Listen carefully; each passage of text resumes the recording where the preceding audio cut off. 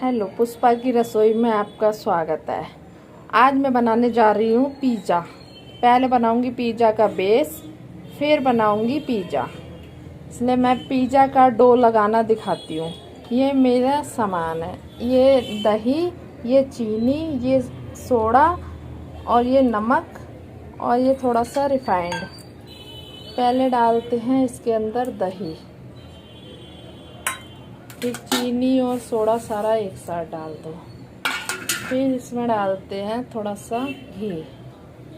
घी डालने के बाद अब इसे हल्के हल्के हाथों से गूंद लेते हैं। गूंदने के बाद फिर मैं अभी आपको दिखाती हूँ गूंदने के बाद।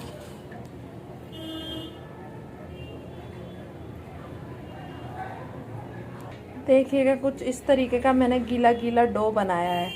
अब मैं इसको 10-15 मिनट के लिए रेस्ट पे रखती हूँ। फिर आपको डो तैयार होने के बाद मैं आपको दिखाती हूँ। या कुछ इस तरीके का हमारा डो बना है। अब इसे कटोरी में से निकाल के दिखाती हूँ मैं। देखिएगा कुछ इस तरीके का डो है, ये काफ़ी मुलायम मुलायम और सॉफ्ट। अब इधर मैंने कढ़ाई रख दी है। कढ़ाई में मुझे डालना है नमक। देसी स्टाइल में बनेगा ये पिज़्ज़ा। जैसे किसी किसी पे ओवन नहीं होता है तो कढ़ाई में बना सकते हैं, इसलिए देसी स्टाइल का पिज़्ज़ा।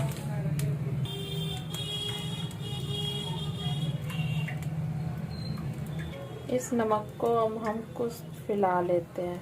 फैलाने के बाद अब हम डो की लोई तोड़ते हैं। डो की लोई तोड़ने के बाद जब तक हम इस नमक को ढक देते हैं, जब तक 10-15 मिनट के लिए इसमें भाप बनेगी, मतलब गर्म होगा। फिर हम पिज़्ज़ा बना के इसके अंदर रखेंगे। अब मैं इसमें ये लोई तोड़ती हूँ। देखिएगा हमने लोई तोड़ दी है। लोई तोड़ने के बाद अब मैं इसे बेलती हूँ। देखिएगा बेलने के बाद कुछ इस तरीके का हुआ है। अब हम इसके अंदर चम्मच से इस तरीके से छेद कर देते हैं।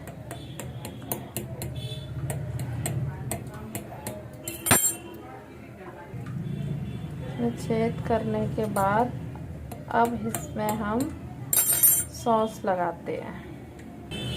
अब सॉस लगाएंगे। ये देखिएगा कुछ घर की बनी हुई रेड सॉस, मतलब मिर्च टमाटर ये सब मिक्स है इसके अंदर। अब इस पर हम ये लगाते हैं।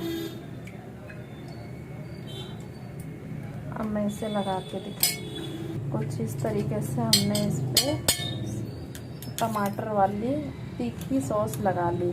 अब हम इस पर टमाटर की मीठी सॉस लगाते हैं।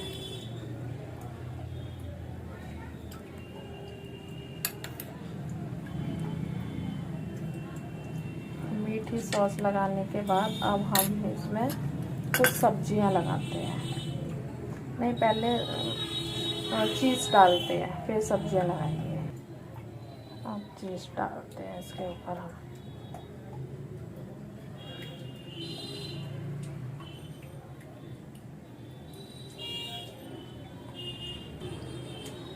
अब इस तरीके से हमने चीज़ लगा ली। हम इसमें सब्जियां लगाते हैं। सब्जियों में कुछ ये सब्जियां हैं हमारे पास, टमाटर, प्याज, शिमला मिर्च और पनीर। अब हम ये लगाते हैं इसके ऊपर। पहले लगाते हैं प्याज,